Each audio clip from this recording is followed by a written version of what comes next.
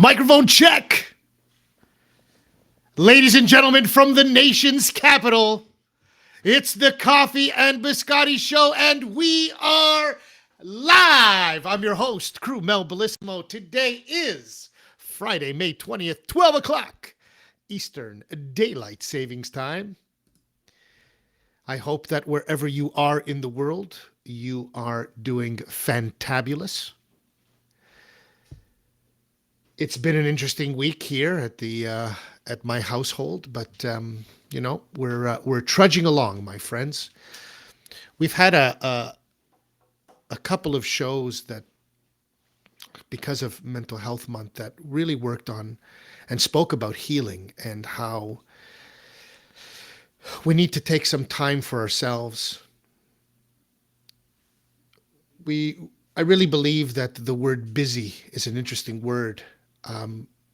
Now I kind of believe it too busy to worry about dealing with the internal and fixing the internal. So in order not to deal with the difficult stuff, we spend our time keeping ourselves distracted, keeping ourselves quote unquote busy, so we don't have to look at the stuff that we don't want to look at. And that's a pretty powerful statement as far as I'm concerned, because the more and more I go on and continue to meet people in this new city of Ottawa, Ontario, Canada, I see a lot more people who are starting to see the light and work towards getting to remembering who they are. But there was some progress on my end, so I'm looking forward to a new life, a new chapter in my life. We're hoping that the date is July 1st, that I will be starting my new life with my little guy. And I'm super excited about that. Today here in Canada is what we call our Victoria Day long weekend. We know next week in the United States is their Memorial Day. So for us, we've got a long weekend. So I hope that you are going to enjoy this long weekend. I have to tell you, I'm super grateful, super excited for today's show. I'll tell you why. I'm going to give you some background. A few weeks back, our beloved Josh Leslie, aka Poutine Nation here on Twitch, comes up to Ottawa and he takes me to this event called Corporate Connections. So I get myself dressed up a little bit after, of course, the terrible news of our dear friend Joe. And I walk into the Ottawa Hunt and Golf Club. And of course, I walk into this room, and right at the front door is this Ryan Reynolds looking character who, tall, handsome. I'm sorry, ladies, he's taken. But I'm greeted by this guy who's got an infectious smile, who welcomes me into the room, and right away, when you just know. We shake hands, and I'm going, this is one of the boys. This guy is one of the boys. Like, if we met each other 10 years ago, or even 20 years ago, this guy would have been my boy. We would have been hanging out. We would have been doing cool things together, and we would have spent some time together. That's for sure. And it's evident to me that this particular gentleman really is a remarkable man because he's had so much life experience. If you saw my social media post today, he's gone through 7 industries, 7 different industries, has seen success in 7 of these industries where, you think of your own life and go, 7? Holy shit. 7 industries. Are you for real? And I mean, he's just one of these guys. I mean, ladies, if you see him, you're going to fall in love. He's a very handsome gentleman. And what I love about his energy is that you can tell this guy's seen a few things in life. And and I really resonate with those kinds of people because I believe, at least in my experience, in going through now almost 47 revolutions around the sun, that this journey is about experience and experiencing as much as we can. I keep hearing this commercial. I don't know if you've heard of it. It's from Expedia. And it's something to the effect on this commercial that says, are you going to regret when you're older about the things that you didn't buy or the places that you didn't go and see? And I think it's a great marketing campaign for Expedia because they're right. I'm never going to look back and regret the things I didn't buy. But I probably would regret the meeting of people or the opportunity to meet people or the opportunity to travel and experience something that I'd never experienced before. And not only is this guy a true gentleman, but all week he's been struggling. He's been ill all week. And somehow he has found a way to still look good and come onto the show and spend some time with us today. My friends, today I'm honored because he is the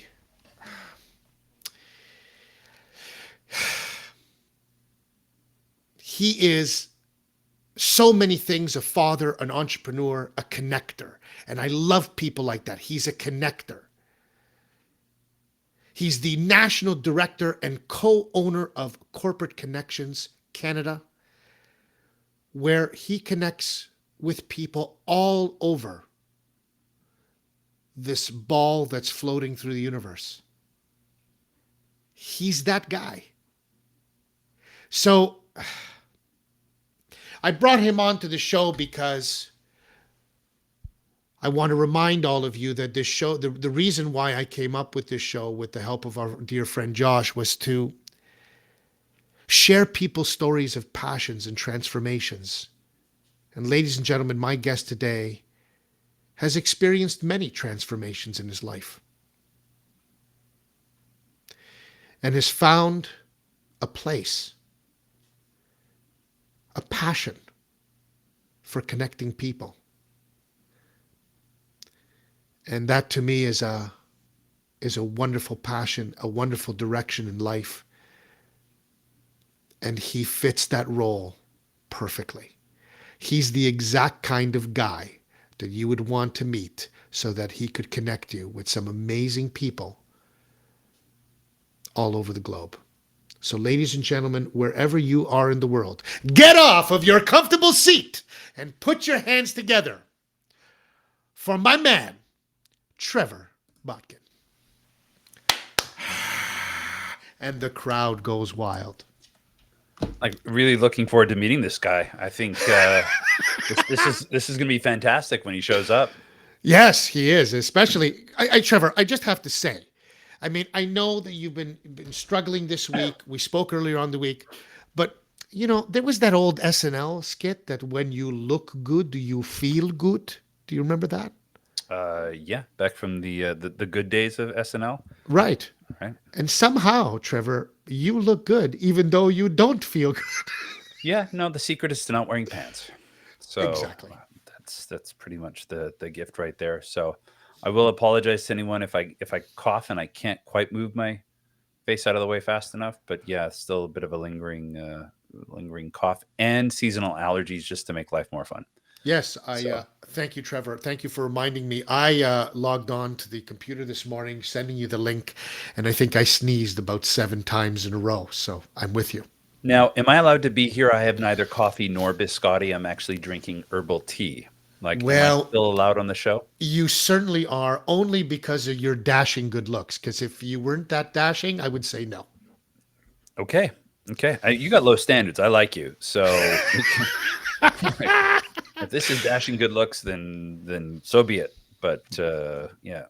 Well, I want to say, Trevor, first, but do you have curse words? Says Josh. Mm. Um, Unfortunately, yes. I'm trying to continuously edit myself as we go, Josh. Thank you for asking, but I do have curse words, and my 9 year old reminds me of that all the time. I unintentionally use them around her. So right. yes. Well, my friend Trevor, I will say this. I am deeply honored to sit down and spend some time with you. I really mean that sincerely because when I met you, I just felt a connection with you. And I think that, going around the room that evening and sitting back at Moxie's afterwards, it's pretty evident to me that everybody feels like that around you. Everybody wants to hang around Trevor. Well, yes and no. I mean, I'm pretty. Now, you saw me with a group of pretty exceptional members from the Toronto. Josh is a member in Toronto, but from also the Ottawa region. So I think anytime a group of really extraordinary people and put them together, it's lovely. And it's not me. I'm a conduit for that. I'm purely a gatherer of people, and great people tend to want to spend time together anyway. And I think the last 2 years have taught us that we need each other more than ever. And so but it's not. It's easy to say it's me and people want to be around me. It's not. It's truly creating a space for other people to be, and that's what people want, is that space where they can be heard and where they can be seen, and where their value has a space for itself. And so, but I purely facilitate that. It's Well, not. that's why we love you because you're Yeah. handsome and humble. Well, it's okay. Trevor, I want to start off the show just by really getting our audience, our friends, what we call in the Twitchyverse, to get Mhm. an understanding of who this guy Trevor is. Because, Is that Trevor, called I the don't, Twitchyverse? yeah, the Twitchyverse. Do you like that? Yeah, Twitchyverse. I like that. The It's Twitchyverse. it's better than Twitchyverse. I have a physical reaction to Twitchyverse. Anyway, Twitchyverse. Okay. Twitchyverse. So, what I'd like to do, and Trevor, what I do on every show is I Hmm. want people to really get a sense of who this amazing guy Trevor really is. And just sort of start from wherever you want to start, man. I want to go to the beginning. I want to know everything about you. Josh told me some amazing things about you as an actor, and you in the hospitality industry. I mean, it's just you've really accomplished so much, and you've done some amazing things. And listen, I know that anybody who's got sort of your demeanor, your light in you, it means that you also fell on, or you've had your trials and tribulations in life. That it wasn't all a bowl of cherries.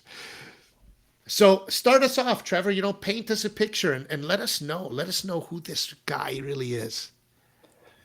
Uh, yeah, I mean, we can go back to where it all began, I guess, and try to keep it Cole's notes. So, the five people probably watching right now don't fall asleep, but certainly, I'm the middle child of three boys, and I grew up. I was originally born in the U.S., so I'm an American citizen. I have dual citizenship. I got my Canadian in my. I guess I was in my 20s when I got it. But anyway, so I was born in Denver. My dad was running one of these big mega churches in Denver, which was, I mean, the choir was 300 people. Holy shit. Yeah, yeah, just it's astounding when you think numbers. And then we ended up moving to Winnipeg to a church that had maybe 300 people in the congregation. Not show up every Sunday, but just maybe 300 people in the congregation. I think the church maybe held 300 at most. In a town that, if you've ever been to Winnipeg, it's about Yep. 600,000. Uh, so I think there was some culture shock, and I was young. I didn't know any different, but we did move in '79, which is the year of the big flood, one of the big floods. So I think when we moved there, the entire province was underwater. So it just looked like a lake with Winnipeg floating there in the middle.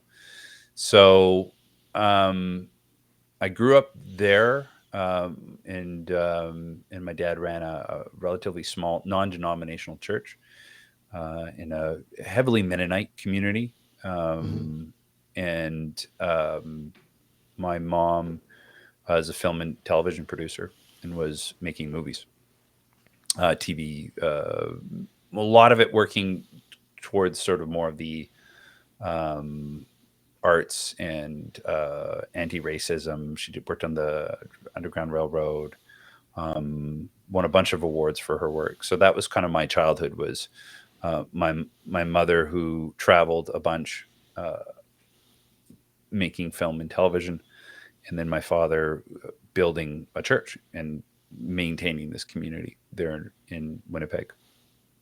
What a And contrast. yeah, I think it shapes that paradigm with which we view things as kids, right? Mm. And so, but again, her parents had been missionaries, so devout Christian upbringing and these parents, and that was early childhood. And then they got divorced when I was about 9, um, right around 8 or 9, and we stayed with my dad, and then my mom ended up moving out, but she got an apartment literally behind my primary school and a block from what ended up being my junior high.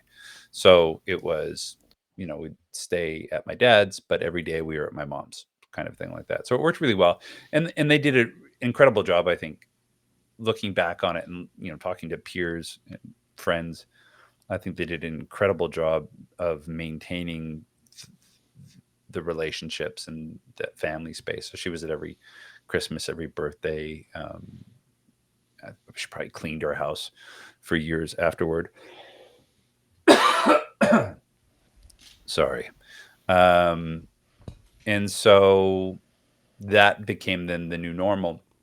But she went through this real interesting shift in her own life where she broke from the church and then really found herself and had done her own journey and soul searching, and had come through this very dark place and had just done this journey. So then now that was when the dichotomy was very evident, where my father stayed on his trajectory, and then my mother suddenly, like, blossomed in this new space. And I remember when the movie The Commitments came out, which, if you haven't seen the movie The Yeah. Commitments, then you've missed out. But it's about Irish band that are going to go back and play the old classic soul tracks, and also their journey, and then ultimately falling apart because of everything that ruins good bands, which is usually sex, drugs, and or rock and roll. And so she comes back, she goes, "We have to see this movie." They say the F word like every other word. Now she doesn't say the F word, she just drops the F bomb. And I'm young at this point. I'm like, "Mom, whoa, whoa, whoa, you can't say that." She's like, "What do you mean?" I said, "Parents don't swear." She goes, "Of course, it's just a word."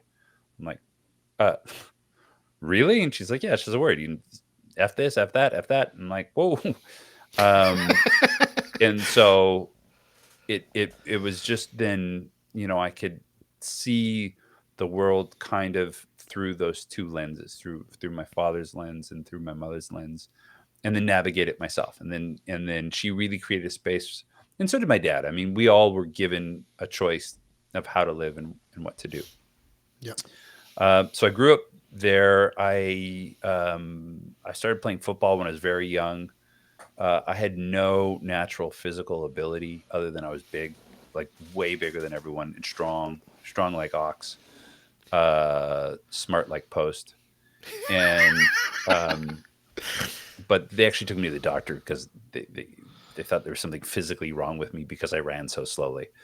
And apparently I was just lazy. But so I won the most improved 3 years in a row, just showing you how bad I was in the beginning.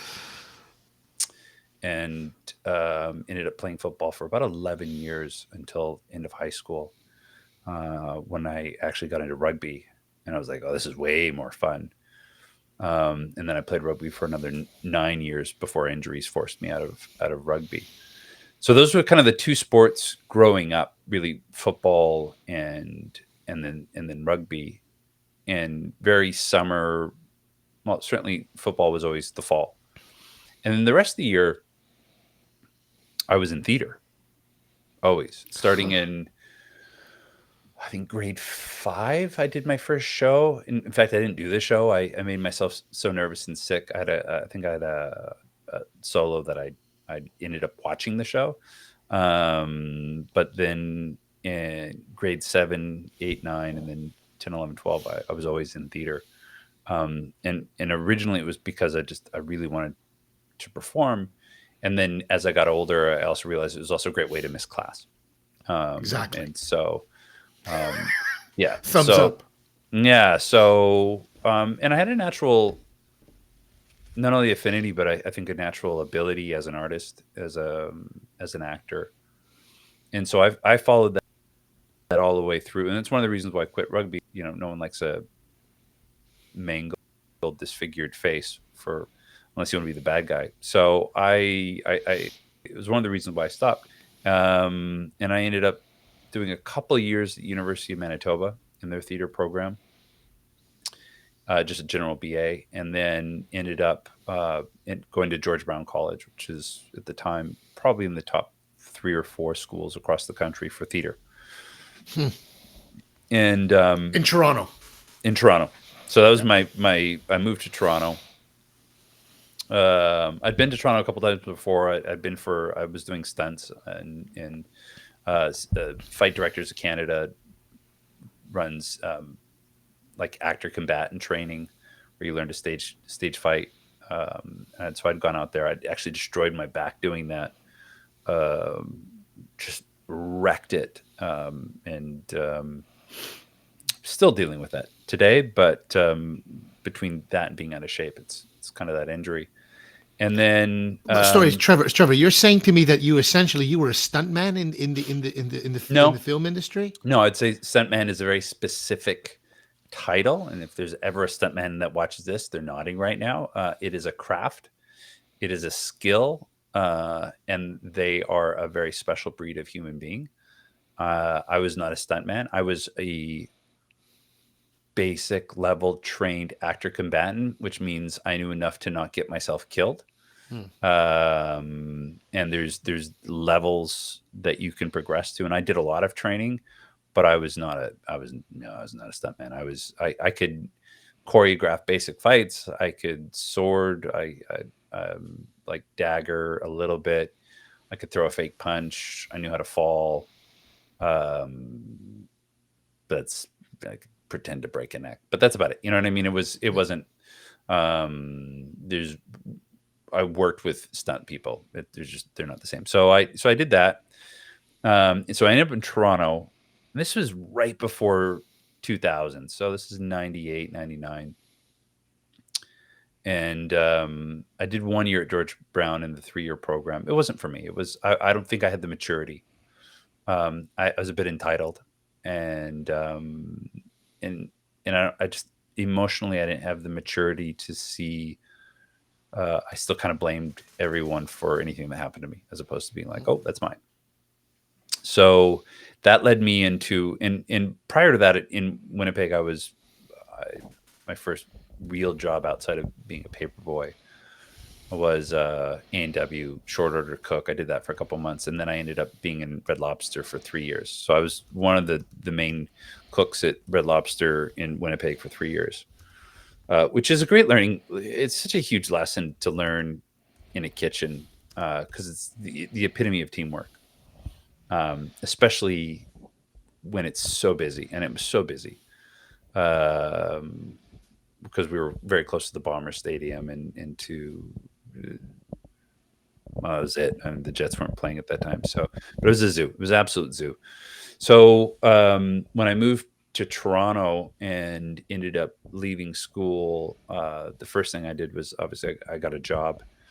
I worked. The first one was I did an internship at the Academy of Canadian Cinema and Television. They're the ones who held our version of the Oscars. And so I did that for one 3 month period, and it was not my cup of tea. Um, but it was so interesting sitting there because I wanted to be recognized as an actor, and here I was like calling actors to make sure they had enough tickets, and like I got to party with um, oh, what's his face, Green, Tom Green, and it was just fun. It was a fun experience, but it was kind of like, this is not for me. I don't want to do a desk job. So that was my first real behind a desk 9 to 5. And then from there, I went into restaurants again, and ended up managing a fine dining restaurant that I ended up for a couple of years, almost 5 years. I was with this restaurant, What and place?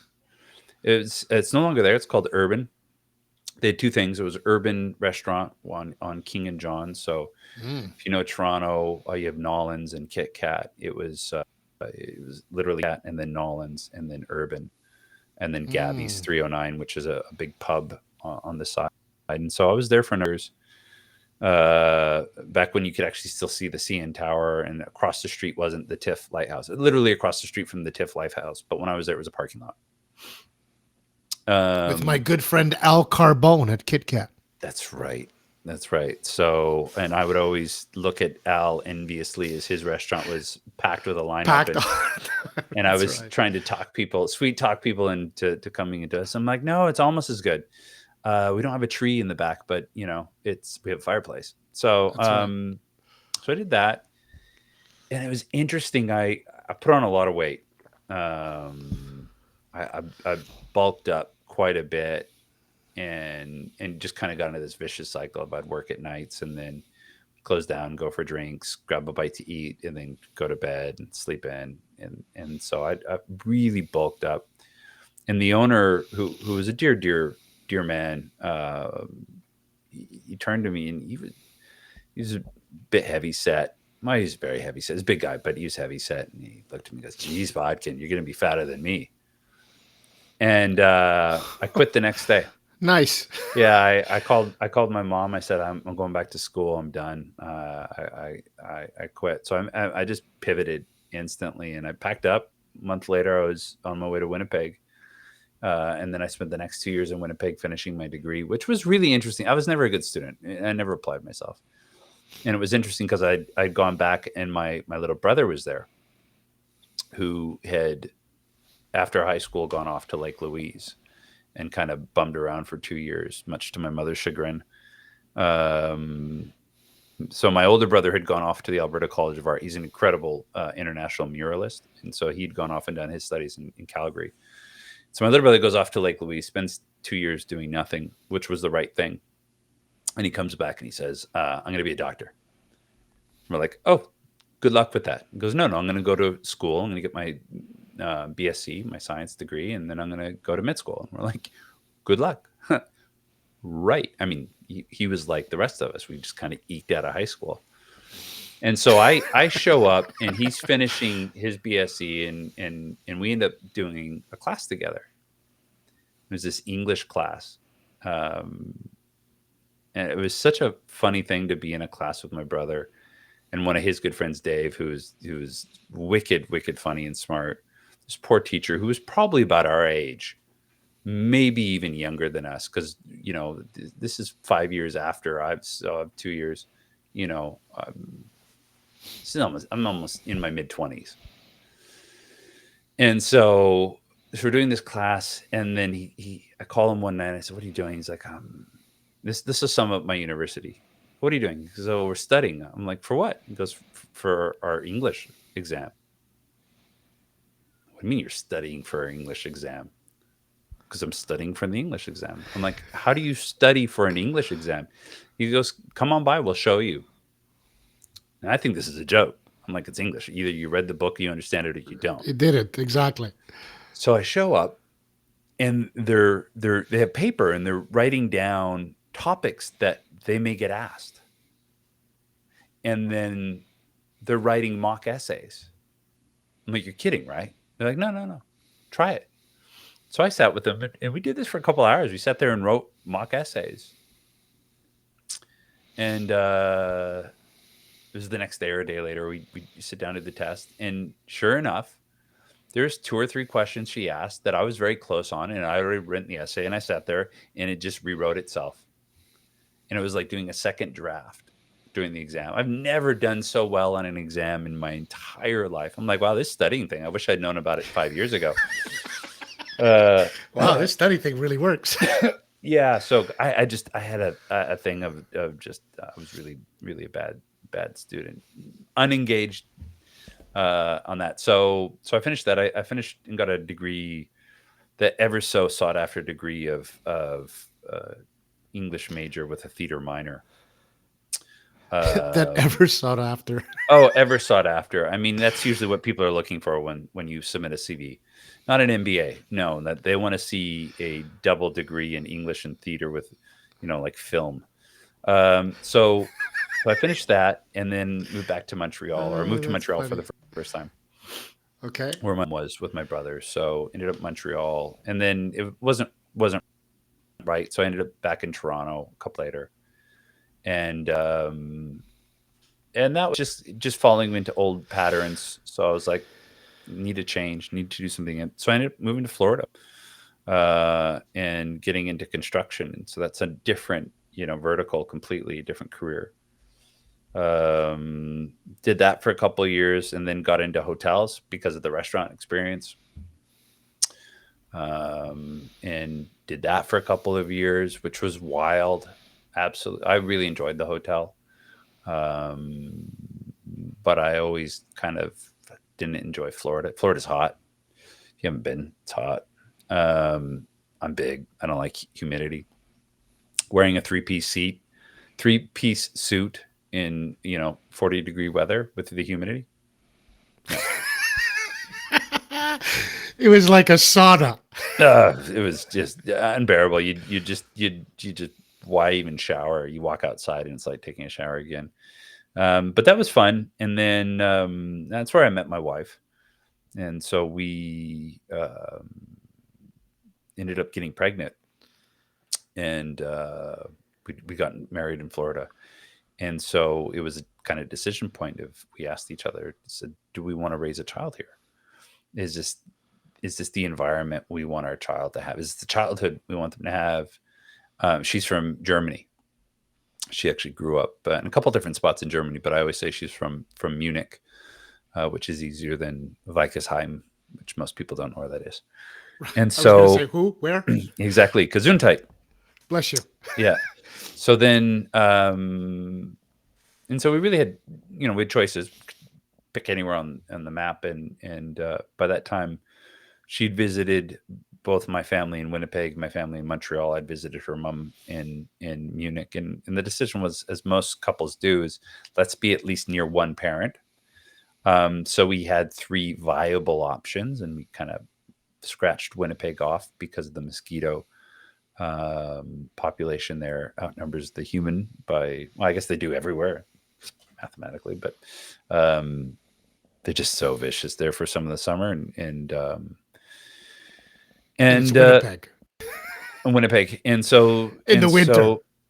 even in the winter, man, these guys, they like move into your house. You come down, they're watching TV and raiding your fridge.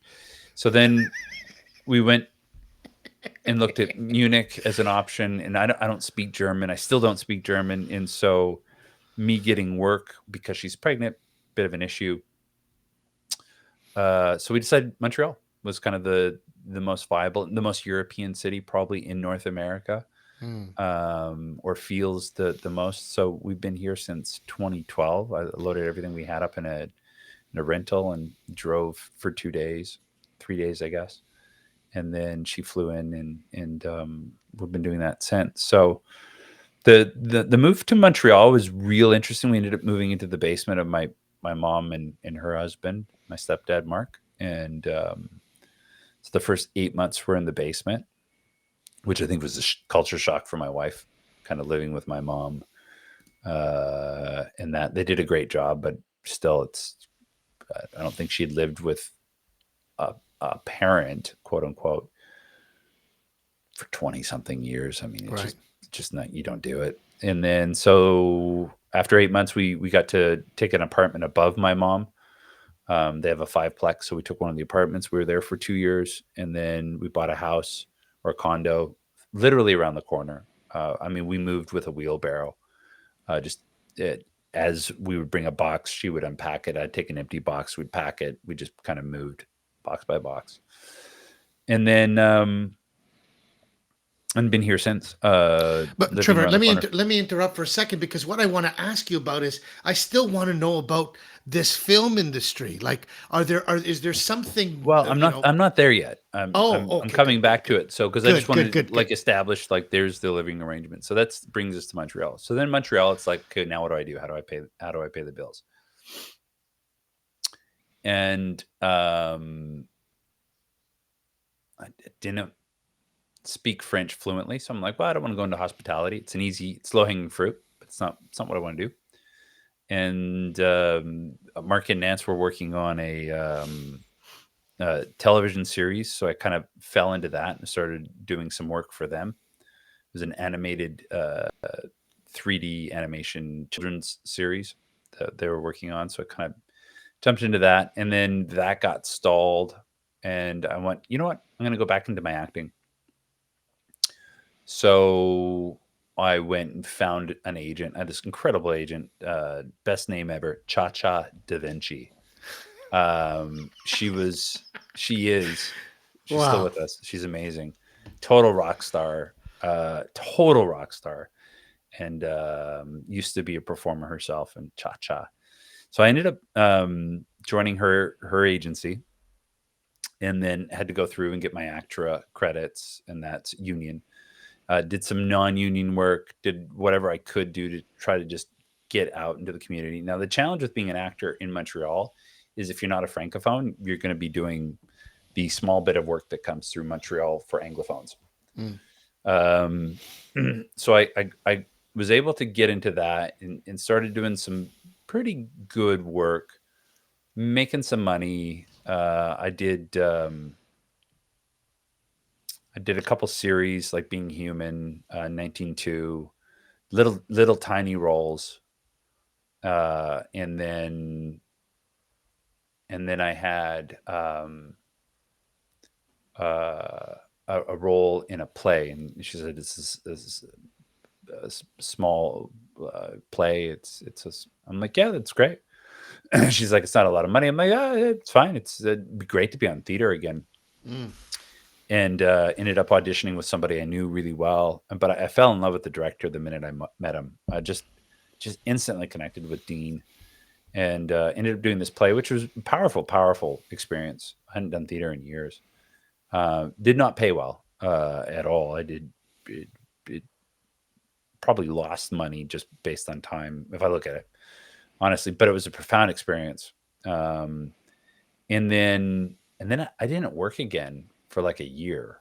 Like I just for some reason I couldn't land a gig, and so I was auditioning and I was training and I was doing. There's this guy out of Toronto that is an incredible coach for acting, absolutely incredible. And I just went blank on his name. It'll come to me in a moment. But he does on-screen camera training. So I was working with him, and at the same time I was building a company with my mom, Mark, and then my wife around marketing and branding. So because I had to pay the bills. So we built this really beautiful company called Think 8, and it's still going today. It's think8.co. So think the number 8.co, and they run it still. But we built it, and it was their process, and I just kind of helped codify it, and my wife brought incredible structure around it. And so I was working with these amazing clients, and I was helping them, and I'm having all these wins, and I'm really enjoying the work, and I'm not getting any roles. Like, I mean, I'm auditioning for lotto commercials, and I'm like, you want me to read this? Okay. And taco commercials, and it's just horrible stuff. I mean, just so it just drove me down. Really, it's just if you've never auditioned for anything, you do not know It's like when you go to the doctor and you have to do a bunch of blood tests. Imagine if they never called you. And you have no idea. You have no idea. You have no idea. You didn't, good. No news is good news for the doctor. Well, no news is bad news in film and television. That's right. Of course. So, and you don't know. It's like you're too tall, you're too short, you're too fat, you're too skinny, you're too white, you're too dark. Um, and so it's hard not to just always introvert. And so I did. I got pretty down on that. I introverted hardcore because it was good. Like I was doing good. Even the casting directors are like, "Wow, that was really good audition." And it's hard to go get feedback. It's hard to find someone who will help give you feedback. And because they're busy and they have things to do. Thanks, Josh, for throwing that up there. I forgot they went to the bigger URL. So finally, I get this audition for. They're doing The Walk, which is a film with. You can tell I'm not 100%. Names are escaping Mm. me. So anyway, it's the one with the gentleman who's high wiring across the Twin Towers, and so it's directed by Robert Zemeckis. Now, Robert Zemeckis, Forrest Gump, Back to the Future, right? Like he needs no introduction.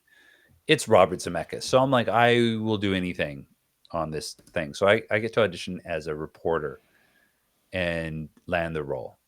And it's a line, literally a line. I might as well be an extra.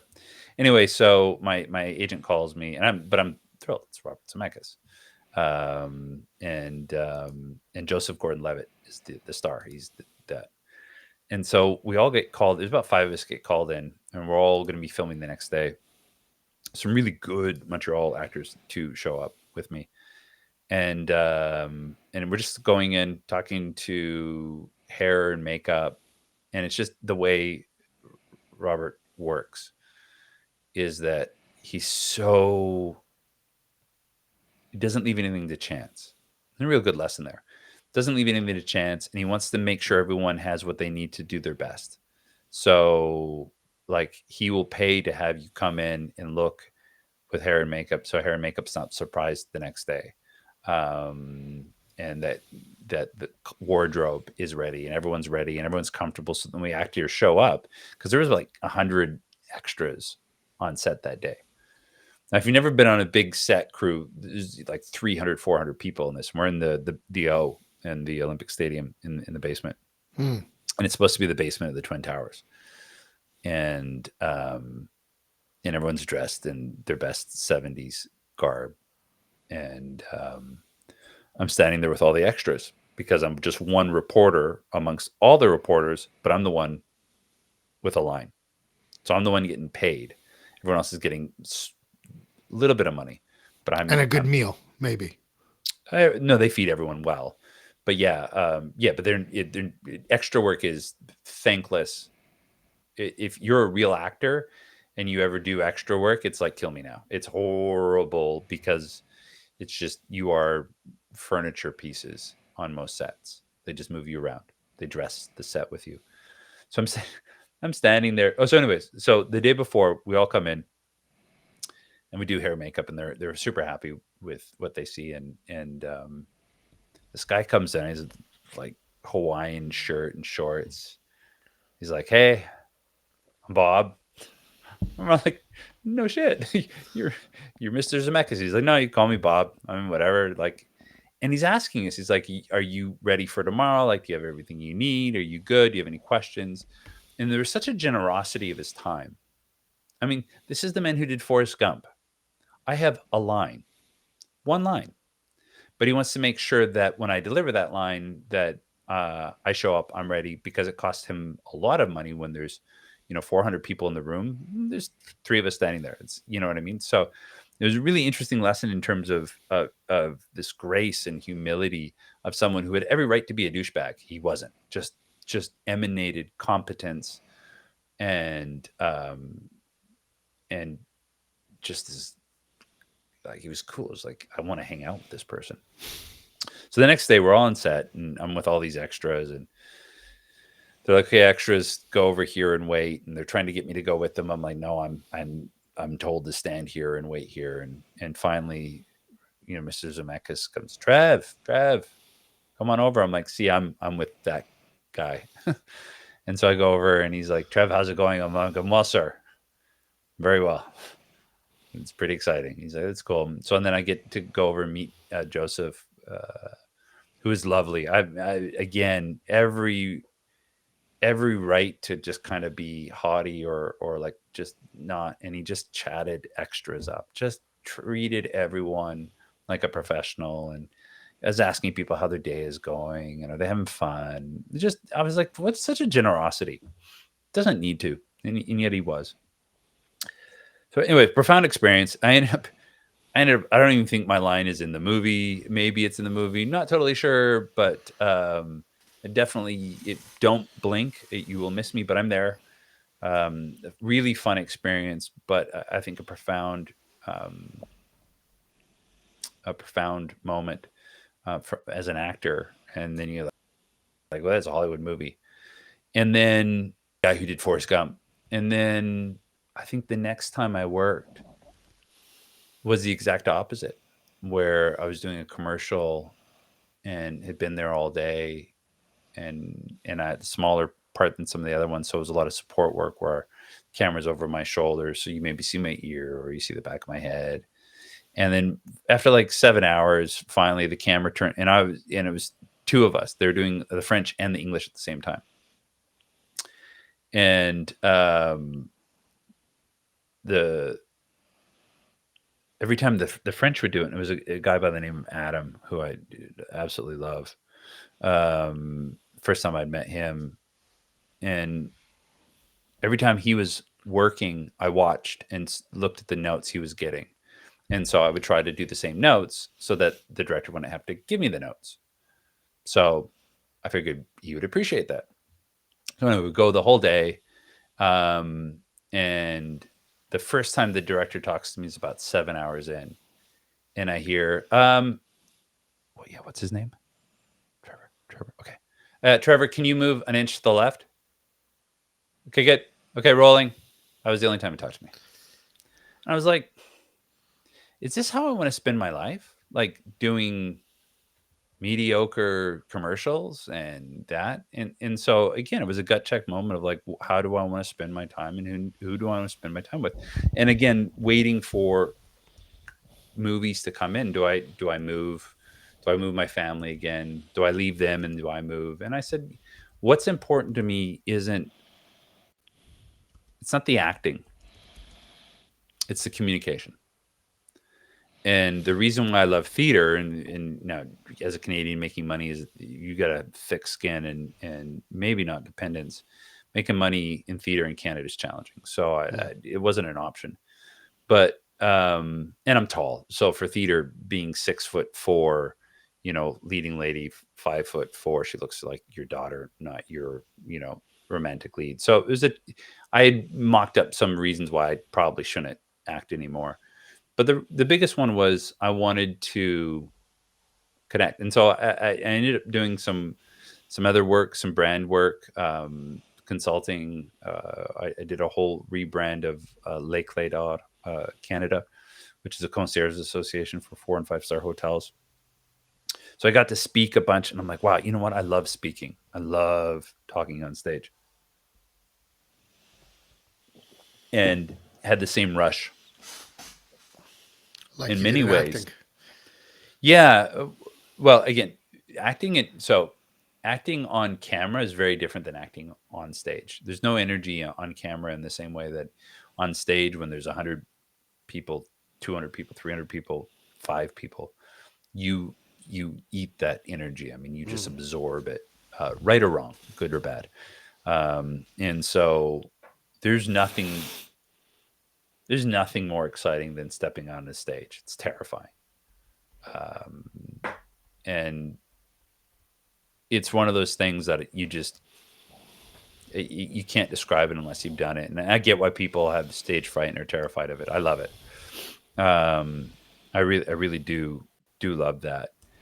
And I think the ability to affect people emotionally, people say, what is acting? And my definition is being completely and utterly honest and real in a completely honest or dishonest moment. By that I mean everything is artificial. Like everything on that. Like yeah, maybe it's a real coffee mug, but it's probably not coffee. It's probably not. Maybe it's just water, or dark tea. Um, there's you walk out that door, you're into a curtain and backstage. So that idea is everything is artificial except for your emotions and your intentions. And that to me is the essence of acting, is being completely real in an unreal moment. Yeah. Yeah. And when you find those moments, and you don't always hit it, but when you find those moments of true reality with somebody, it changes your dynamic with them, and they feel what you feel. And so if you feel sad, they drop to the depths of that sadness with you. And as you come up from that depth of sadness and you have the catharsis and the release, they feel that release, and it's powerful. And it's addicting in some ways to be able to do that with people and affect people that way.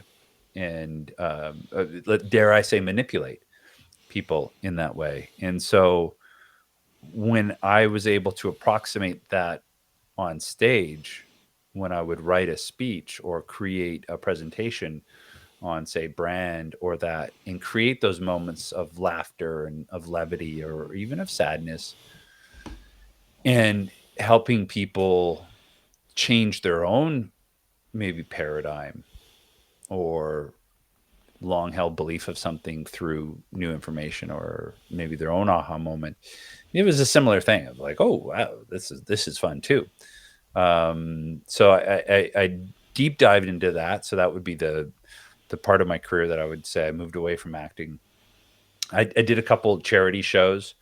There probably is a YouTube link out there somewhere of me in tights as Robin Hood for a fundraiser I did for Geordie Theatre a number of years ago. With that was a lot of fun. It was a lot of fun, but it they're like, what are you thinking for the role? I'm like, I'm thinking if Deadpool played Robin Hood. That's how I want to do it. So uh, it I don't know if it totally translates, but there's definitely some moments there where I tried to channel my inner Ryan Reynolds. But anyway, so I got into the marketing branding, and that actually led me to a chance encounter through a networking organization called Business Networking International, or BNI, that many people either are members or know. It's huge internationally.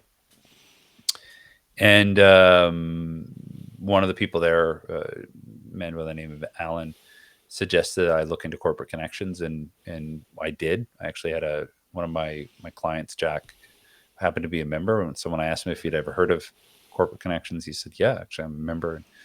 And ended up being a guest of his, and long story short, I became friends with the gentleman who has ended up becoming the global president for corporate connections, based out of Charlotte, but he lives here as Robert Gervais, and really the guy who built corporate connections, and with my business partner Kai Bjorn, who's the owner of BNI Canada.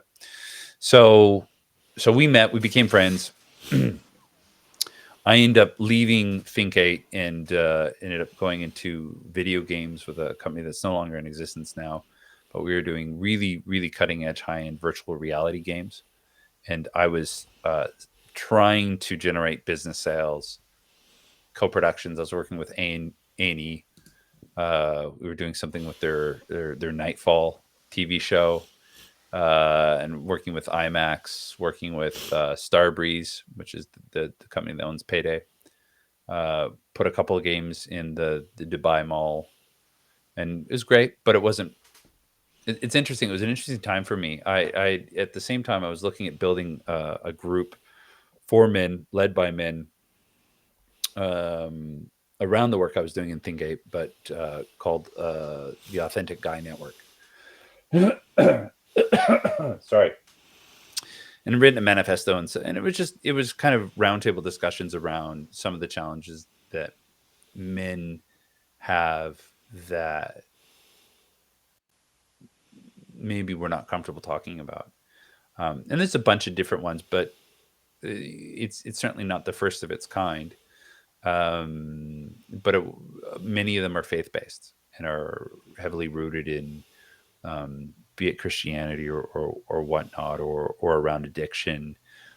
So this was just more like, hey, if you're a new dad, we're going to talk about what it means to be a new dad. If Mm. we're, if you're going through a divorce, then let's talk about that. Or if it's just not sure, what's going on in your own head, let's do that.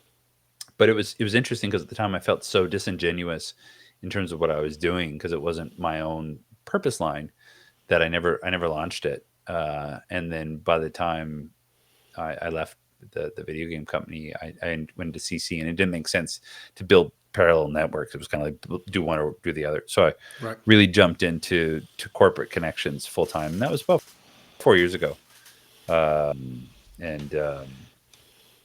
I've been doing that ever since, which has been an huge. I wanted to say incredible, and to huge. It's been an incredible journey for me, and constantly reinforces the lesson of, uh, man, I don't know half the stuff I thought I maybe knew, or half as much as I thought I knew. Constantly learning new things, and uh, humbled every day by people who do extraordinary things, and their capacity for generosity and love, and that. And so, my journey. I'm a year younger than you, so I'm turning 46 in a couple of weeks, and Mm. I feel like I'm just now hitting my stride in my late 40s. I'm just now. I think my 20s were a write off. I mean, it took 10 years to finish a theater degree. Like, no one gets an award for that. It's funny when I watched that one Ryan Reynolds film. I can't remember what it's called. The one where he's in university for 10 years. Um, anyway, I was like, wow, that's like me, except I was so not cool at all. He had a golf cart. I did not, but I was that guy who just was like, wow, it was a very expensive endeavor. Van Wilder, yes, man, everyone needs a Josh in their life. Right. So yeah, right. So we it's interesting. Yeah, 20s, brain fog. The 20s for me, right off. 30s, kind of pulled my head out of my butt, and met my wife, and then did a bunch of work on myself, and really, I think, was able to become, the beginning of manhood was my 30s. And then my daughter was born closer to my end of my 30s. She's now 9, so 37. And then my 40s have really just been about, like, what kind of adult do I want to be, and then trying to find. It's interesting. I do a lot of work constantly on this subject, and it was always from a place of, um, like, a results oriented thing. Like, what's my success? Like, how do I make the world better? How do I change the world? And we have all these held down beliefs that we operate off of, that success is defined by A, B, C, D, whatever. And it was interesting when I was reading. There's two books: the Subtle Art of Not Giving an F, and then the follow up one, Everything's F. A book on hope. And in reading those, there's one talking about redefining your success. And I realized that, because my success had, from a young age, in my desire to be an actor, I had always just defined success based on notoriety, that actors are famous. And so, because I wasn't famous, I had a belief system in place that I was a failure. Hmm. so that I could walk around and go to a club and no one was like, "Oh, Mr. Botkin, please let us in." Hold on, everyone. Mr. Botkin's here, because never happened to me. Um, I was a failure, and it was a profound cognition. And I'm still, I think, unpacking that. And that was a couple of years ago that I had that cognition, uh, that I had this weird like idea of success, and so you know, I have extraordinary brothers. My little brother's like head of surgery at the hospital, and he's considered one of the best bariatric surgeons in the country, if not the best. Um, and then my older brother is truly one of the most gifted visual artists. If you're on Instagram, go to Robotkin, ROBOTKIN, on Instagram. He's sick, um, and brilliant, as well. They both are. And then I was sitting here in my early 40s, going, "Ooh, I might need to do something with my life." Uh, and it was interesting at the retirement of, it wasn't retirement. He was the artistic director, Dean. I mentioned him earlier for Geordie Theatre. And when he left, and just the volume of people that showed up for this kind of going away, leaving party, I was like, man, if I died, I don't think a third of this many people would be there. Like I just didn't feel like I had touched the lives of that many people, and it was depressing, but it was also kind of like a wake up call of going, then what? Like, do something, like make a change, make a difference. And that was part of that choice of going, like, how do I make a change, and what is the change I want to make, and what I want to see. And today it's interesting. I still catch myself going, "Oh, I'm not doing enough. I'm not touching enough, people. I've got my 100 and something members across Canada, and I'm changing their lives, and the other people I meet, and like, is that enough?" And I think I'm more and more understanding that that's also a trap of ego. That it's my ego that needs that, not the planet. And it's just going, the only thing that matters, like the only thing that matters is love. And if we can show and emanate love all day, every day, in everything we do, regardless of what the outcome is and the result of how we would measure that, it doesn't matter, because that's what innately I think our job is to do. And so it's Amen. just, yeah, it's just trying to find that thing of because that's not easy, right? I still yell at people when I'm driving my car. I'm like, how do you not know how to drive? That is not a display of love. um, and when I talk about certain leadership of our country, I cannot do that from a place of love. I can't. um, and that's a bit of the challenge, I would say, right now. But I'm in, career wise, I feel like I'm in such a strong place because of what I get to do with CC. I really work for the members in terms of creating a space, and we talked about this at the beginning, where no one joins to be a member because of me. In terms of, like, I want to spend more time with Trev, they could do that for free. It's because it's such a beautiful community to belong to, of like-minded business owners and leaders, that's bigger than just the business. It's we really are trying to empower these leaders to create meaningful change. And it doesn't matter if that means, hockey stick my business sales. If that's what's meaningful to them, good for them. Like, I'm good with that. But if it also means I'm happy with my business, I want to empower my community, or get my employees, and that's meaningful. Hell yeah. I want to figure out how to help them from a community aspect. So really happy with that. I don't expect to be doing a career number 8. If it would be, I can't imagine what would be more fulfilling, and more fun than what I'm doing right. I always like people.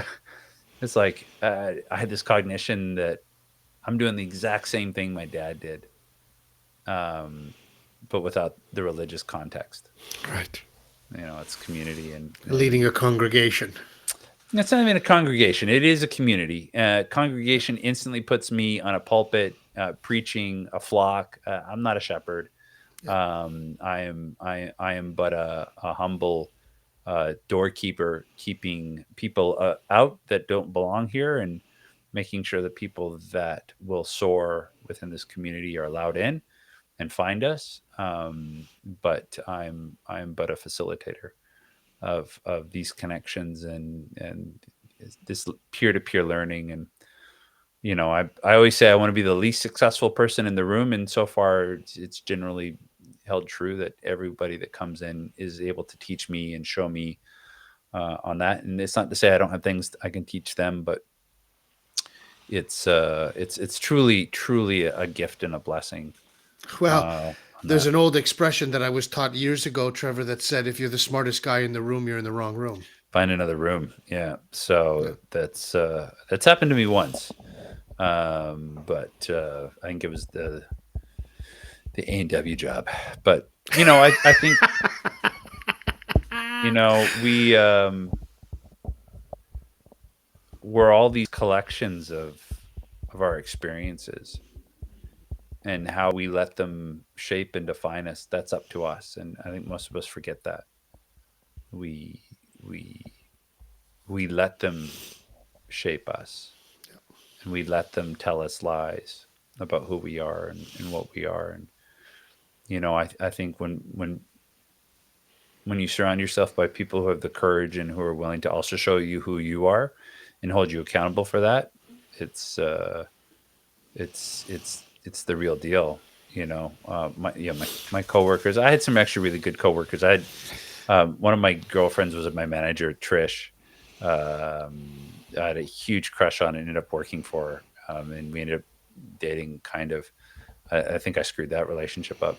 I have a long list of those, but she was awesome, and I don't remember the other ones as much. But yeah, I mean, everyone should work. It's funny. We had this conversation the other day. I think everyone should work in a restaurant at least once in their lifetime, Check. to learn compassion and humility for what our servers, our restaurant people go through. It is not easy. It can be very lucrative, especially if you're young and beautiful. You can make a lot of money, um, or if you're older and very skilled. But I think everyone should learn that humility. But yeah, I love restaurants. Maybe career number 8 will be to go back and own and like open a taco shop or a taco truck. The movie Chef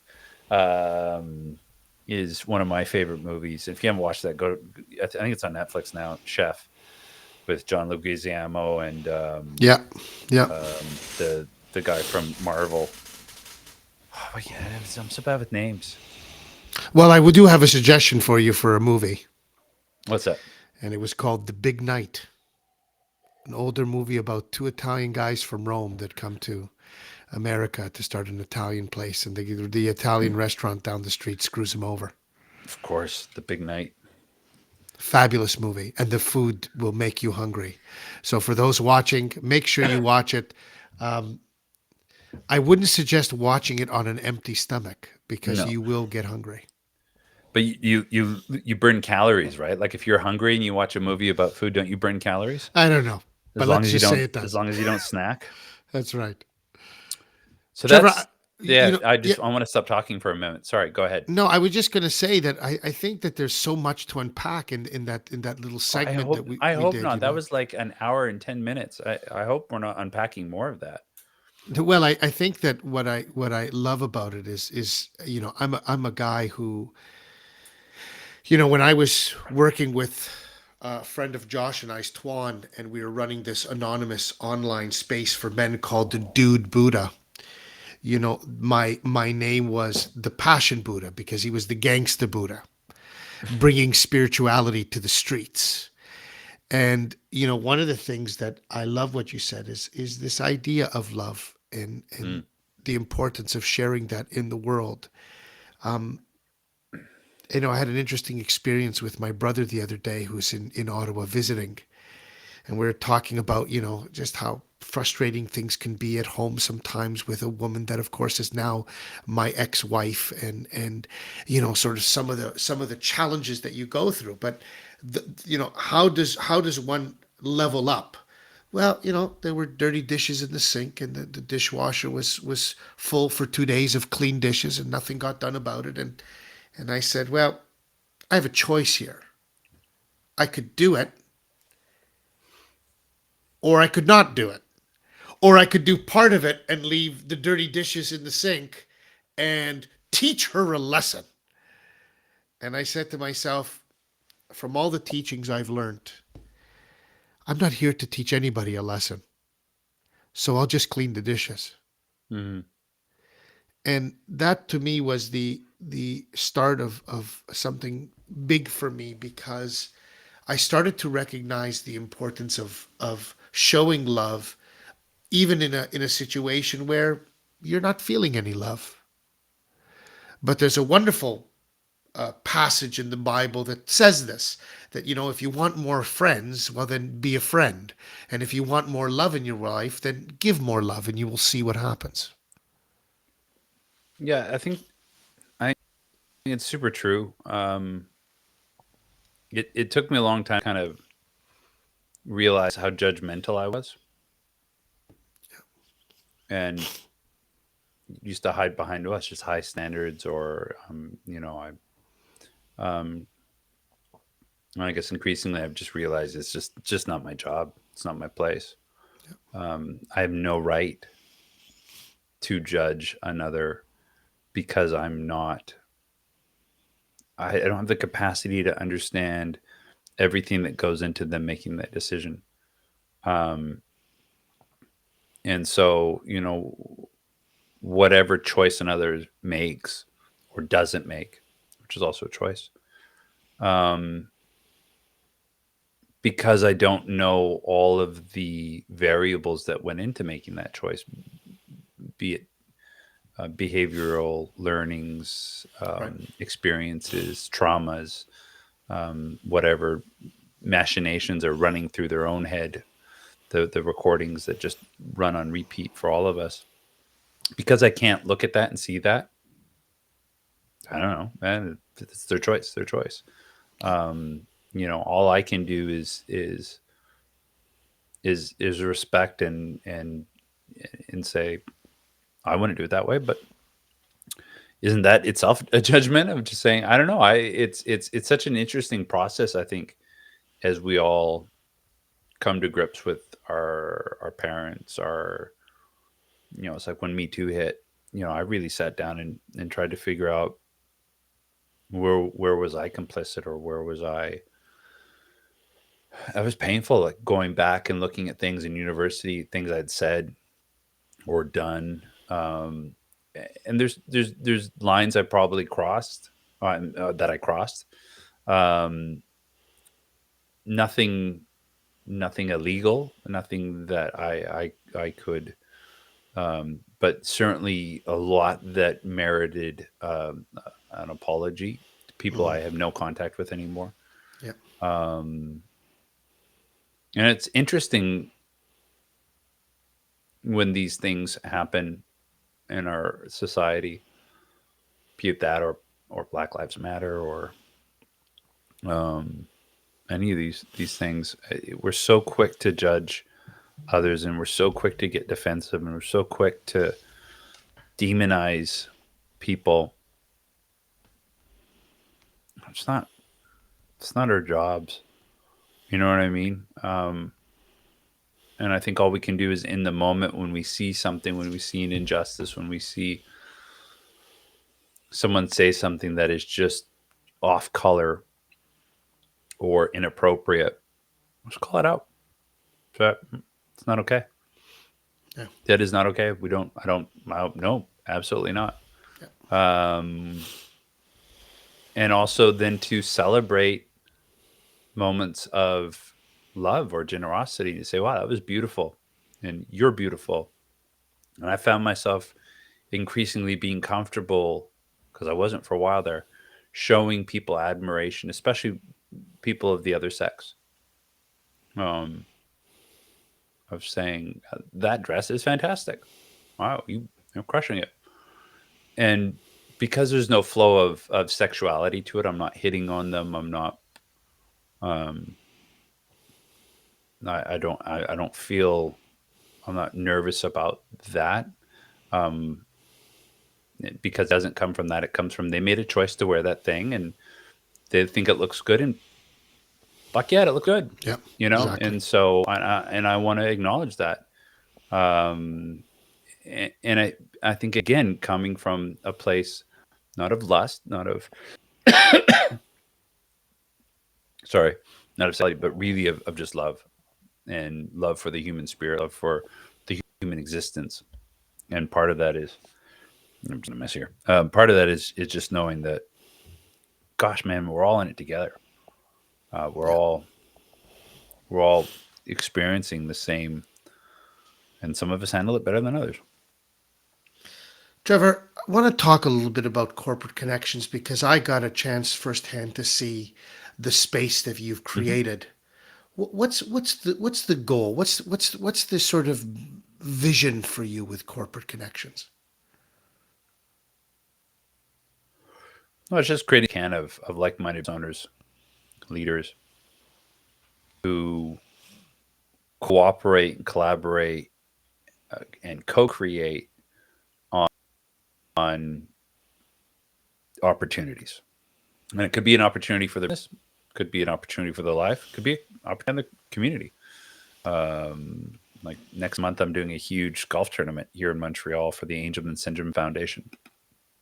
Angelman syndrome is a very rare disease, um, whose affects very few children, um, and are heavily handicapped, mentally, not physically, but who that, and it affects one of our members' son. And so he built the largest respite center, certainly in Quebec, maybe in Canada, but certainly in Quebec, because he saw what this disease did to families. I mean, it just rips families apart. Um, and he's so blessed to have the wherewithal to be able to have nannies and take care of his son, and so he could continue to work and not burn out. So he created this foundation. So we every year we support it. We do a big golf tournament. A lot of members come, a lot of other business owners come, um, and and it's the only thing he asked for the whole year. He's got a business. He runs a hotel. Very seldom asks for anything, and then he goes, "Okay, golf tournament's coming up. I'd love your support." And everyone says, "Yep." And then we go out and sell golf tickets and bring our friends, and last year I actually made tacos and tequila, which I think is probably God's gift to mankind, is al pastor tacos and gold tequila. But yeah, so that Right. was, Of course it is. yeah, it's one of those things of, our community is growing. It's grown through the pandemic, not as much in Canada, but certainly globally. It's expanded quite a bit. We're in 22 countries, or almost say 800 members, Well, internationally. So it's not a huge community, but it's all people that are trying to do something amazing with their businesses and lives, and we try to support it through the community. it's super great. I mean, I got a chance to experience the energy firsthand, and it was an absolutely fabulous night. Yeah, that was fun. It's like the first beautiful evening in Ottawa since the winter, so it was perfect. Timing couldn't have been better. Yep, Gorgeous venue, absolutely. yeah, the Hunting Club. Yep. So I'm grateful, Trevor, for you. The other thing is that is there anything else going on in your life? You know, outside of corporate connections, is that like the full time gig? Everyone asks me that. It's funny. It's like, so what do you do? I'm like, oh, this is literally what I do. And they're like, you don't have a real job? Because I meet people at networking events, or I meet people at our own chapter things, and it doesn't feel like anyone could do that full time. But I have two full time employees, myself and then my partner, Kai, and definitely a full-time job, a bit of a passion project, and it's what I moonlight on. It's a very I'm very available to the members. We do our own podcast where we try to showcase our members in much smaller bites than this. We really try to do it in 20 minutes, half an hour at tops, so that you can listen to it on a car drive. Mhm. And I really, it's just this is all I do. And I'm a motorcycle. I camp.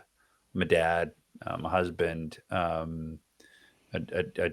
but I don't. This is it's very exciting. It's very challenging in the sense that you know I've got 100 and something people that I feel responsible to making sure that they can leverage this for success. I always liken it to a gym membership. Um, I don't know how many people join a gym and then never show up and then are like, wow, this didn't work. Um, it's the same thing, except that I'm that gym that calls you and says, hey, are you doing what you said you're going to do? And I make sure you're following the program and you know how to use the equipment. And if I don't see you a couple times, I'm on your butt to say, hey, you were missing. Because I want people, when they pay a membership to be a part of our community, I want them to see success. And so, I need to know what their success is, and then how do we leverage the community to achieve that success. And that's not always easy.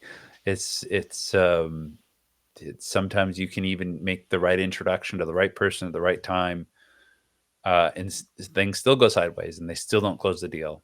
Um, these are big companies. Most of our members, our minimum requirement is companies that are 5 million and up in USD. So it's not, or the top 4% of their business vertical. It's kind of the two juggling things. So we're not talking small businesses. We're talking people with employees and payroll. And that was the interesting thing on the pandemic, because we saw the difference between someone who was a hired gun, or maybe was the president of the company, but it wasn't theirs, it wasn't their company, Mm. or as a VP, like senior VPs.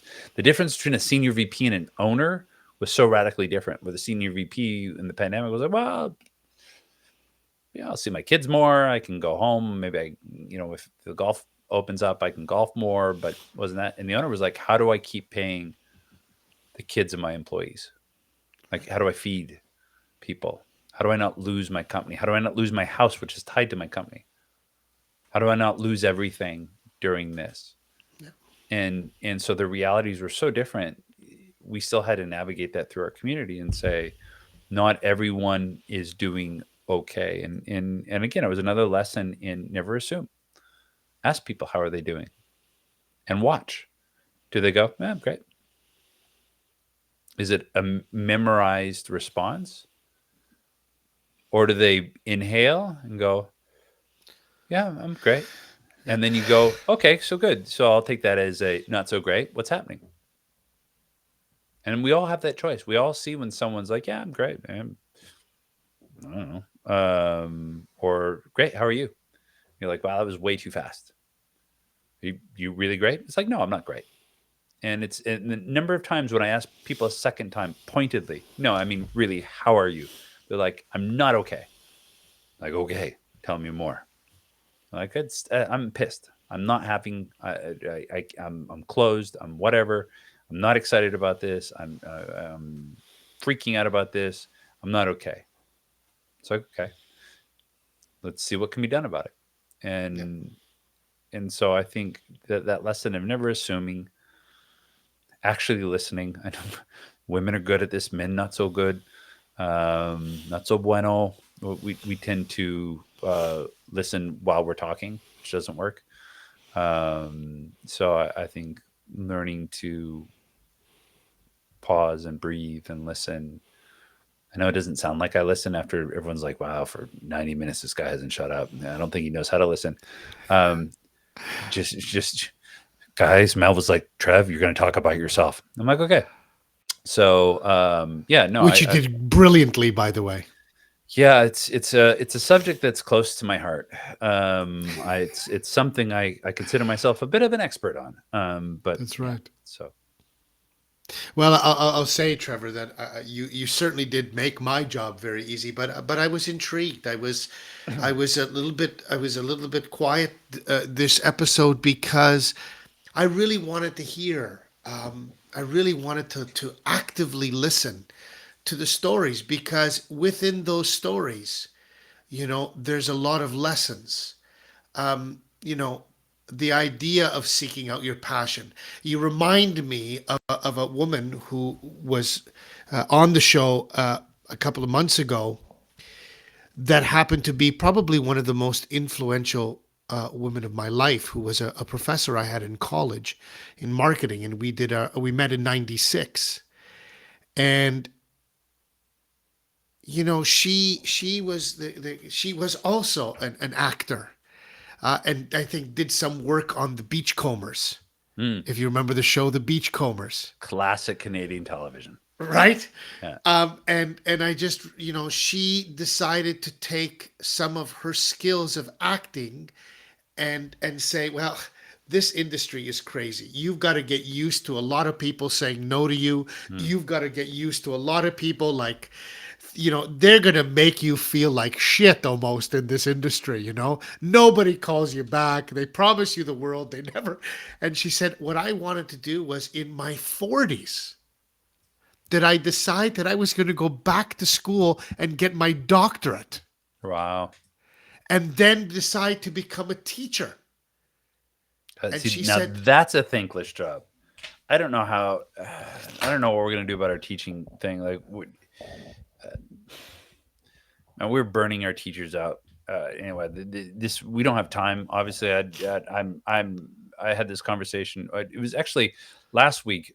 No, Josh wasn't there because Josh was in New York, but we had a cocktail event in Toronto with one of our Toronto groups, and I met as one of the members from our new group we're building, Toronto 3, Sean, and I met his wife, who's absolutely lovely. I really liked her, and she's a teacher, and we were talking, and just what we're doing to our teachers now is horrible, and I don't mean the system, I mean parents.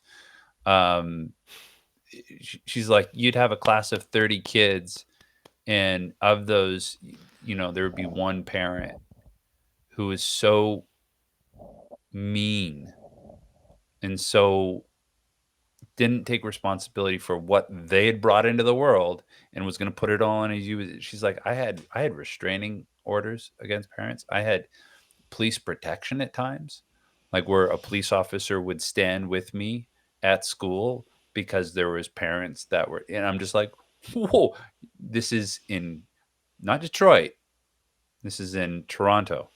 You know what I mean? And so it's like, again, our culture is one of no one wants to be held accountable, no one wants to be responsible, no one. It's always somebody else's fault. Everyone wants. It's just we've lost so much of what makes us such great people, as a group, as a large sort of meandering blob, as a humanity, that it's scary in some ways. But therein lies the opportunity, for, I think, enlightenment and for learning and growing. it's funny, I had one experience, Trevor, doing a self defense portion for a school out in Brampton with a dear friend of mine who happened also to be on the show a little while ago. And he invited me and Trevor to do a self defense component of their gym class, and there was some kid there who was supposed to sit on the floor because the bench were for teachers and guests, and this kid didn't want to get off the bench, and he basically told the teacher to go fuck himself, and then when he called the parent said, well, this is on you. You're not a very respectful teacher, and blah blah blah blah blah. And I went, well, thank God I can't. I couldn't do that job. I couldn't be a No. teacher because I'd be scared. I'd either choke somebody out and leave them on the street, and get severely in trouble for it. So I couldn't do that job. You're absolutely right. It's a thankless job, and Yeah. I just put it. I brought it up just to give some. Yeah. Sorry, I hijacked that one. See? Yeah. Yeah, I Yeah. brought that up just because of the fact that this woman who became a teacher decided to use her skills in a way. And she said, when I was in front of the class, I was acting.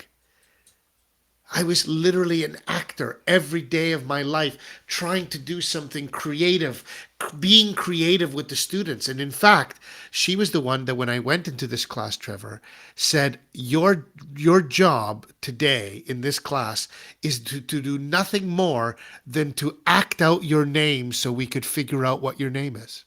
Hmm. And that was her icebreaker. And of Those course, she, icebreakers terrify me. Now that's something I won't do. You can put me on stage of 1,000 people with like nothing, just to talk about this. I'm okay.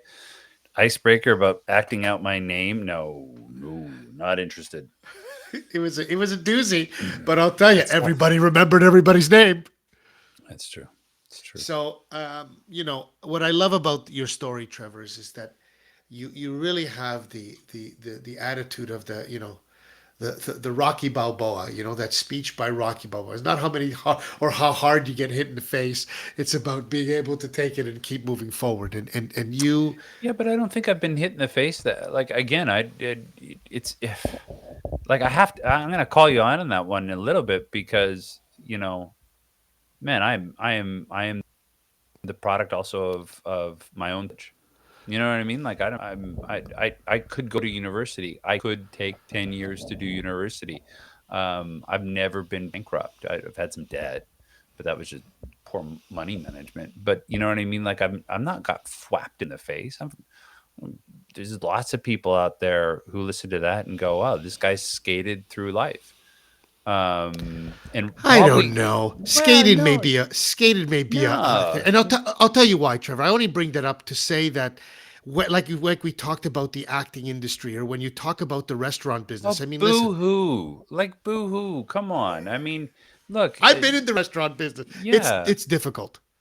But there was no moment where I'm like, and then, my dad died and my dog went with him and the car fell off the cliff. And that's when I had to have a gut check because I was doing heroin, off the navel of a crack whore in Toronto. Like, there's no moment there where people are Yeah, like, oh fair my God, enough. this guy dug Fair. himself up by his bootstraps and he's got one leg and a gimpy, it's not that. It's to say the struggles I had, there's lots of people out there who'd be like, "Yeah, that's Thursday morning for me." Um, Yeah. and some of the struggles other people have, I look at it and go, "It's not a struggle. I don't even know why you're struggling." So again, we know the stories of everyone, but I am I'm still a middle-aged white dude. You know what I mean? Like I Yeah. still have and dual citizen, Canadian and American. There aren't that many doors that are closed to me. Yeah. So Yeah. there is nothing miraculous or like flapped in the face or that the Rocky Balboa. It's more Sound of Music than Rocky Balboa, maybe. Mm. But it's maybe not Sound of Music, but maybe more Music Man, the Music Man The with Trevor Music Man. Botkin, which There I you love. By go. the way, I would love to see the new one on Broadway with uh with Wolverine. I think that'd be fantastic. So anyway, but I want to correct you on that. I, I, the only reason I don't know even why I have 7 different careers um, is because similar to the same reason why I wanted to be an actor, which was I didn't ever want to just do one thing. I like exploring other things. I like being a chameleon and trying different things and not being bored. I get bored at a desk job. I get bored doing the same thing. If I have to do the same thing every day, I hate it. And I'm blessed to be able to do something different every single day now. And even the things that are monotonous or boring, they're few and far between. So for me, that's not an issue. I think if I had found this earlier, um, I probably would have been doing this longer, just because it fits so well with my personality and my desire to create community. But 7 careers isn't anything other than just maybe a lack of sticking through to things, but also a restlessness of saying, I know I'm doing good stuff, but it's not where I'm supposed to be yet. And so I'm always looking for, am I where I'm supposed to be when I'm supposed to be there? And that's every day. Every day I'm looking at, I'm telling the universe, use me. That's my mantra every morning, is use me. And then the other one is that I'm here and showing up every day to be Yeah. used by the universe. So Well, again, I still think, Trevor, there's a lot of interesting moments or bits of wisdom in that, because the truth is that what I hope in creating this show and inviting people like yourself on the show is the opportunity for people to hear a story where they would make a choice and say, you know what, it's okay to change a career. It's okay to try something new. yeah. It's okay to take a risk and try something new. And to me, that's important. That's why I created the show, because I wanted people to hear stories, whether there was some level of privilege or not, whether or not got a lot of people that were on the show, yeah, the same middle class people who, found some success, but because they were in search. They were in search of their passions, or they were in search of trying to be in service in a medium that really spoke to them. And that's why I was touched by your story, and felt that it needed to be heard.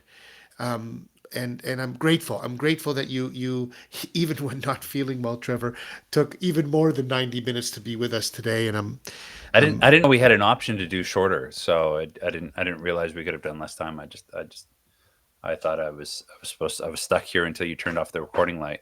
let's say you're stuck here. Stuck Exactly. here until the light goes off. Stuck Yeah. here until the light goes off, my friend. Well, thank you, Trevor, for being with us, and I'm grateful. I'm grateful to Josh for the introduction, Yeah. and getting us together. And I'll tell you, I'll say this about corporate connections. I certainly don't make the or make the criteria of joining the team, but or joining the organization. But I will tell you this, that I enjoyed it so much that I said to you that somehow I want to be part of this, because it really is such a great space. Well, I think every organization should have somebody with your last name in it. That is probably one of the greatest last names ever. Bellissimo. I That's mean, just important. you could sit there and say that all day long. You'd probably just attract people Just by saying your name. your name. So no, Love it. I look, I appreciate you and everything you're doing, and uh, I know that you've been kicked more than once by life, Yeah. and you keep showing up. So you're the Rocky Stallone in this story, not me. Thanks, brother. Rocky I Stallone. appreciate it. That was horrible.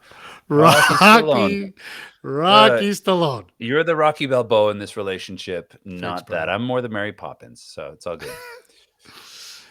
Josh says, thank you for coming and sharing your story with us, Trevor. It was great learning more about you and your journey. It's Thank you, because my Josh friend. and I have never sat down for tacos and tequila. That's the other way to get this story. If you don't want to do it on Twitch, you have to buy me Do it tacos. live. Yeah, Do it with yeah, tacos and gold tequila. I love it. yeah. Thank you, Thanks, Trevor. Josh.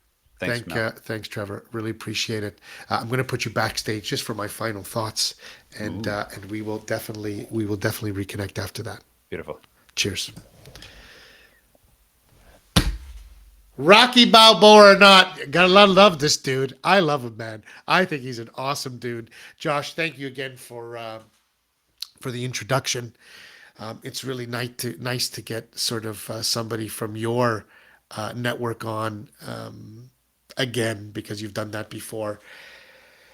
But my friends, my final thoughts are that go out and continue to search, even if it means taking the risk of quitting a job, getting out of a bad relationship, losing or getting rid of toxic friends that are not sort of in alignment with the best version of yourself, or rather support the best version of yourself. Go out there and find it, because you're worth it. And you're worth sharing your voice in a medium or in a way, in a platform that allows you to be your authentic self. And that for me is what I got from this story, that in 7 industries of going through all of these different experiences, that now Trevor finds himself in a position where he really feels at home. And that's a great story. And I love it. And why do I resonate? Because he's my age, you know, in our 40s, just trying to, settle down and find our feet and find a space. That's powerful to me. Certainly, when we spoke about Dr. Celia Karsten, she's now 80 years old, and she said it was in her 40s that she found a place where she could, rest her or land or whatever description you want to use, found her place. And so there's hope, my friends. There really is. Show up with love, and that was the other big one that I loved with what Trevor said over the course of the show is show up with love, even when it's difficult to. But think about it: is what you're saying, is what you're doing, coming from a place of love? And of course, I've been talking about that now for a long time, and it's nice to hear it from Trevor, who really does a wonderful job, guys. The corporate connections, if you're interested, if you know somebody who's interested in joining this organization, it really is a fabulous organization. And I know that throughout the show, some of Trevor's links and information has been coming up. So reach out to him. Josh, where are we rating to today, my friend? Next week on the Coffee and Biscotti Show, I got a doozy. Susan Blaine. Susan Blaine is a woman that I got connected to from another woman who's part of Corporate Connections. Suzanne Sear connected me with Susan Blaine, and she is a remarkable woman. We're going to hear her story next week, so make sure you tune in next week to the Coffee and Biscotti Show. Same time, 12 o'clock. Eastern Daylight Savings Time. Today we are off to see one of the most talented DJs in the world, A. Skills. Yeah, I think I know what we're talking about. In the UK to join the epic party for Funklectic Volume 100.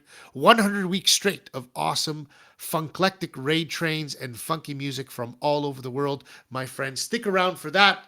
Josh, always a pleasure. Everybody needs a Josh Leslie in their life. Thank you so much for being here. And thank you to all of you. I want a special shout out to Vera and Franny. I know you guys are together. Sending you guys lots of love.